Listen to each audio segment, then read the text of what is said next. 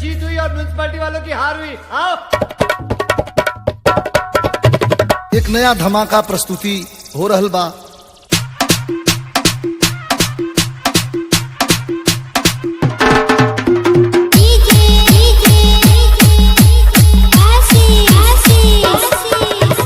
अरे कहना क्या चाहते हो?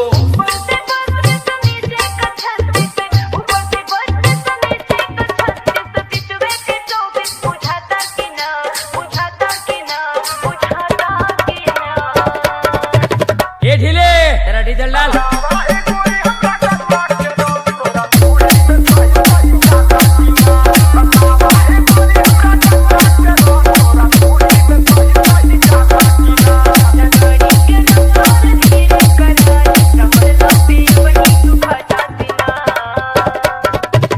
ओ भाई साहब 1 मिनट जरा। बराबर देख रहे हो उधर। क्या चाहिए? कुछ नहीं चाहिए, सुबह के 4 बज गए, अब कब तक काम खत्म होगा? आप भी ठीक करके देता हूँ।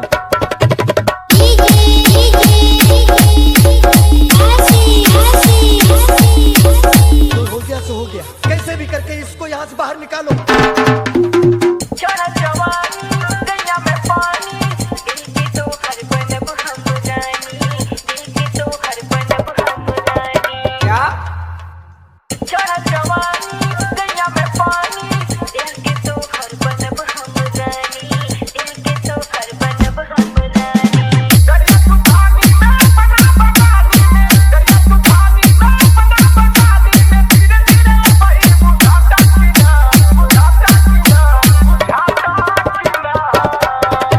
अरे जिया राजा जिया।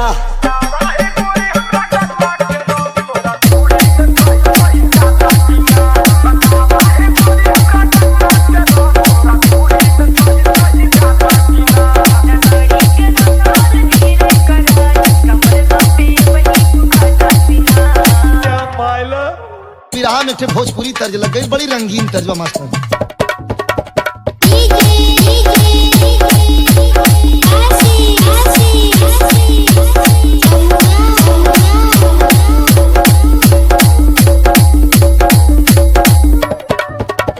मस्करी करते क्या? मैं फेंक रहा हूँ। अरे नहीं मैं फेंक रहा हूँ। अरे बिल्कुल ऐसा नहीं फेंक रहा